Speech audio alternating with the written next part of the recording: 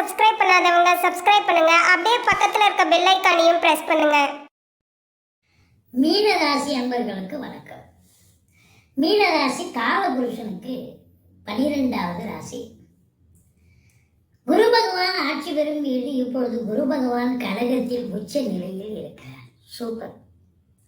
அதுவும் 5ஆம் இடத்துல உச்சம் பெறுகிறார், பூர்வ புண்ணிய ஸ்தானத்தில். குலதெய்வத்தின் அனுகிரகம் 100% கிடைக்கும். பிள்ளைகளுடைய கல்வி வளர்ச்சி மேம்பாடு, வெளிநாட்டு கல்வி, இதெல்லாம் சூப்பராக அமையும். இந்த மீன ராசி அன்பர்களுக்கு 7ரை சனி நடந்து கொண்டு இருக்கிறது. ராசியில் சனி பகவான் இருக்கார். இது நாள் வரைக்கும் 12ல் இருந்தால் விரைய சனி, விரைய செலவுகள். இப்பொழுது ஜென்ம சனி, டார்ச்சர், டென்ஷன், பிரச்சனை, எதை தொட்டாலும் சாக்கடிக்குது அப்படின்னு சொல்ற அளவுக்கு இருக்கும்.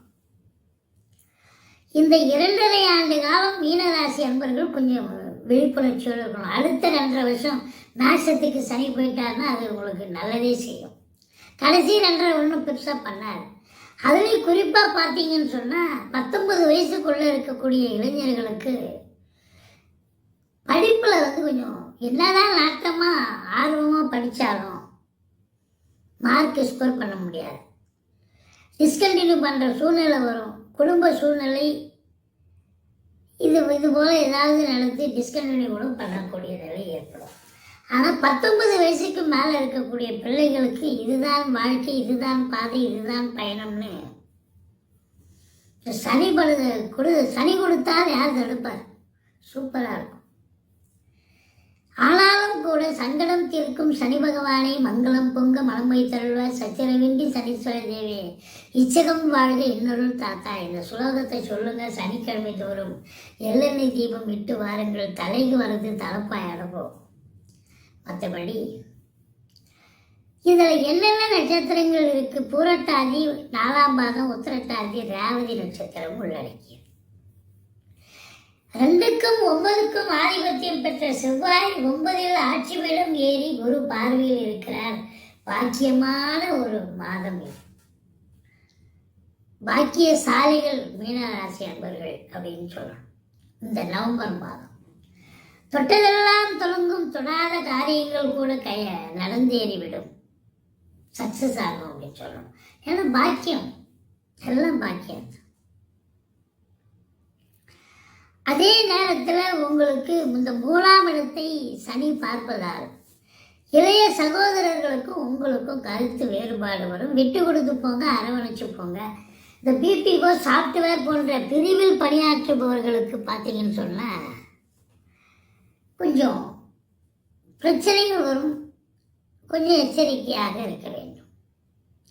மற்றபடி எடுக்கிற முயற்சி ஃபர்ஸ்ட் அட்டம்ப்டில் ஃபெயிலியர் ஆகும், செகண்ட் அட்டம்ப்டில் சூப்பராக சக்ஸஸ் ஆகும்.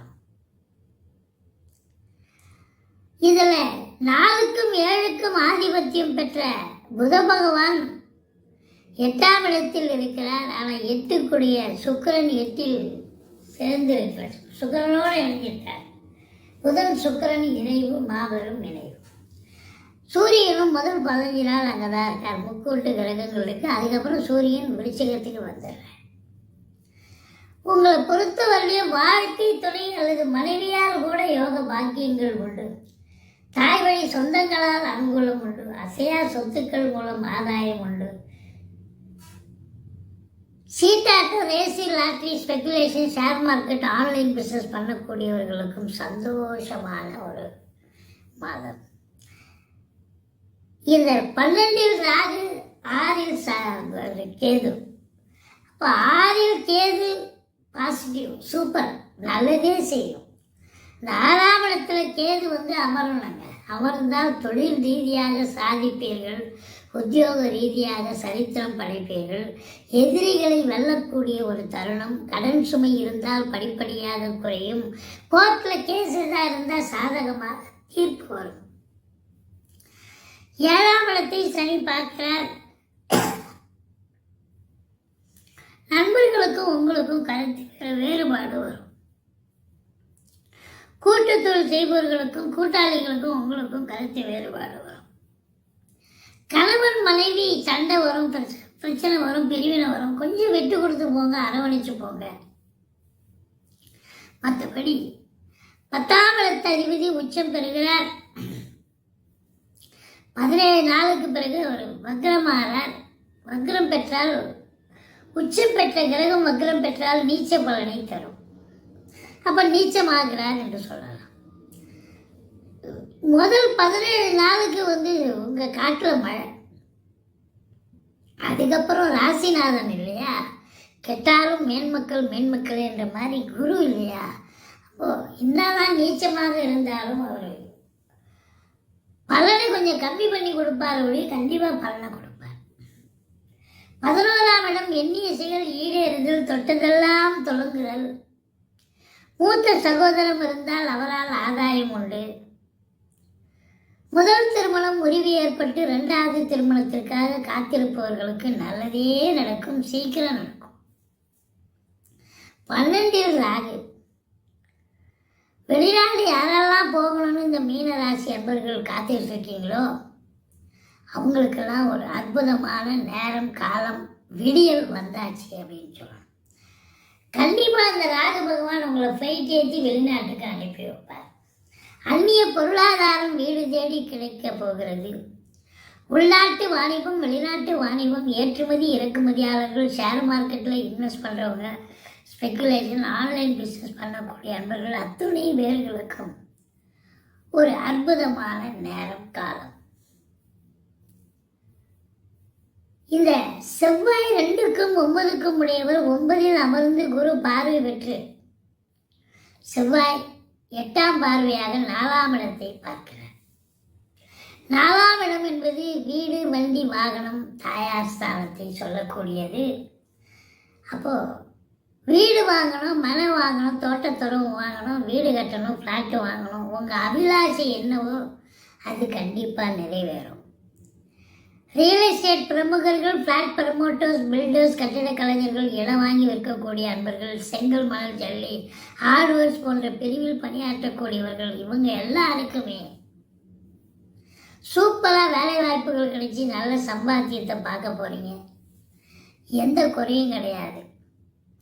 குருவர்களும் திருவர்களும் நிச்சயமா உங்களுக்கு உண்டு. நிதித்துறை, நீதித்துறையில் பணியாற்றக்கூடியவர்கள், ஆலய திருப்பணி செய்யக்கூடியவர்கள், ஆலயங்களில் வழிபாடு செய்யக்கூடியவர்கள், வேலை பார்க்கக்கூடிய அன்பர்கள், சித்தர்கள், ஆன்மீக சொற்பொழிவாளர்கள், இவங்க எல்லாருக்கும் ஒரு உன்னதமான நேரம், சாதிக்கும் ஒரு மாதம் அப்படின்னு கூட சொல்லலாம். 11இல் சூரியன், அதாவது 9இல் 9க்குடையவன் இருக்கிறார். அப்போ சூரியனும் இணைஞ்சிருக்கார். இப்போ 15 தேதிக்கு பிறகு தந்தையால் யோக பாக்கியங்கள், தந்தைக்கு நல்லது நடக்கும். ஏன்னா 18 தேதி வரைக்கும் சூரியன் 8ல் இருக்கார். இருந்த போதிலும் அந்த 8க்குடைய சுக்கிரன் ஆட்சி பீடத்தில் இருப்பதால், புதனும் அங்கே இருக்கிறதால அரசாங்கத்தில் உயர் பதவியில் இருக்கிறவங்க, ஐஏஎஸ், ஐபிஎஸ், ஐஎஃப்எஸ் போன்ற பதவியில் இருக்கும் நண்பர்கள், புதனுடைய ஆதிக்கம் வழக்கறிஞர்கள், ஆசிரியர்கள், பேராசிரியர்கள், இலக்கியவாதிகள்,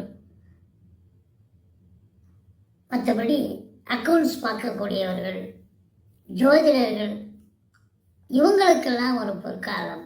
சுக்கிரன் ஆட்சி பீடம் ஏறி இருக்கிறார். சினிமா இண்டஸ்ட்ரி, தொலைக்காட்சி இண்டஸ்ட்ரியில் வேலை பார்க்கக்கூடியவர்களுக்கெல்லாம் கூட ஒரு பொற்காலம் என்று சொன்னால் மிகையாக. சனி பகவான் 10ஆம் இடத்தை பார்ப்பதால் அதிகப்படியான உழைப்பு தேவைப்படுகிறது. வேலை மணிக்கே வேலை பார்க்க முடியாது. 8 ஹவர் டியூட்டின்னா 10 ஹவர் வேலை பார்க்கணும். அதுதான் இங்கே இருக்கிற ஒரு நிலை. மற்றபடி இந்த மீன ராசி அன்பர்களுக்கு 17, 18, 19 சந்திராஷ்டமம் வருவதால் எச்சரிக்கையோடு இருந்துக்குங்க. சந்திராஷ்டமம்னு சொல்லிக்கிட்டீங்கன்னா நீங்கள் வரக்கூடியவர் பிரச்சனையோடு வரார் அப்படின்னா நீங்கள் கொஞ்சம் சூதனமாக சமாளிஃபிகேஷனோடு இருப்பீங்க, சமாளிச்சிருவீங்க. அதுதானே. அப்படி உங்களுக்கு இந்த சந்திராஷ்டமம் தெரியலைன்னா அவர் டென்ஷனாக வராதுன்னா நீங்களும் டென்ஷன் ஆகி சண்டை சச்சரவு பிரச்சனைகள் அதிகமாக வாக்குவாதம், சண்டைன்னு பெரிய லெவலில் போகும். அதனால் இந்த சந்திராஷ்டம நாளில் சந்திராஷ்டமம்னு குறித்து வச்சுக்கிங்க. அந்த 3 நாளும் ரொம்ப சூதனமாக சாப்பிட்றதுக்கு தவிர வாயை திறக்காதீங்க. அதுதான் அங்கே இருக்கிற உண்மை. மற்றபடி ராகு கேதுவுக்கு பிரீத்தி பண்ணிக்கங்க, ஓகே தான். 12 ராகு இருக்கார். பட்டீஸ்வரம் விஷ்ணு துர்க்கையை போற்றுங்கள். ஓம் அமிர்த ராகுவே நமக, ஓம் அமிர்த கேதுவே நமக 1008 தடவை சொல்லுங்க. சூப்பராக நீங்கள் சாதிப்பீங்க, சரித்திரம் படிக்க போகிறீங்க. மேலும் தகவலுக்கு எங்கள் சேனலை மறக்காமல் சப்ஸ்கிரைப் பண்ணுங்கள். நன்றி.